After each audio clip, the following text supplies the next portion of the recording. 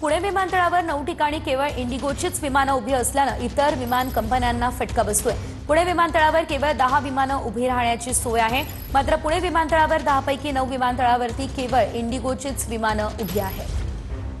तर सध्या आपण पाहतोय इंडिगोची सेवा जी आहे ती विस्कळीत झालेली आहे आणि त्याचा फटका आता इतर विमान कंपन्यांना सुद्धा बसत असल्याचं पाहायला मिळतंय। या संदर्भात अधिकचे अपडेट आमचे प्रतिनिधी प्रदीप कापसे यांच्याकडून घेऊयात। प्रदीप, आपण पाहतोय या ठिकाणी विमानतळावर थेट 9 विमानं केवळ इंडिगोचीच आहे।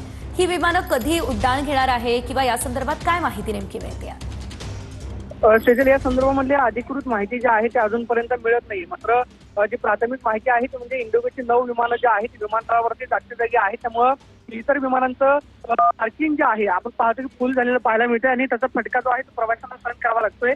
कारण पार्किंगलाच विमान लागत नसल्या कारणामुळे जे प्रवासी भरले जातात किंवा प्रवासी उतरणार आहेत त्यांची मोठी अडचण जी आहे ती आपल्याला पाहायला मिळते। कालपासून देशभरातली जवळपास 350 विमान उड्डाणं जे आहेत ते रद्द झालेली आहेत। इंडिगोकडे अपुरं मनुष्यबळ आहे आणि त्याचा फटका जो आहे तो देशातल्या मोठ्या विमानतळावरती आपल्याला पाहायला मिळतोय। पुणे विमानतळावरती सुद्धा काल जवळपास 38 विमानं जी आहेत ते रद्द झालेली होती। काल 2 दिवसांपासून ही विमानसेवा सुरळीत होईल असं प्रवाशांना वाटत होतं। मात्र आज पुन्हा एकदा आपण पाहतो की इंडिगोची विमान वाहतूक सेवा जी आहे ती कोलमडलेली पाहायला मिळते। पुणे विमानतळावरती 9 विमानं जागच्या जागी पार्किंग असल्यामुळे इतर विमानांना पार्किंगला जागा मिळत नसल्याचं समोर आलं। धन्यवाद प्रदीप दिलेल्या अपडेट्ससाठी।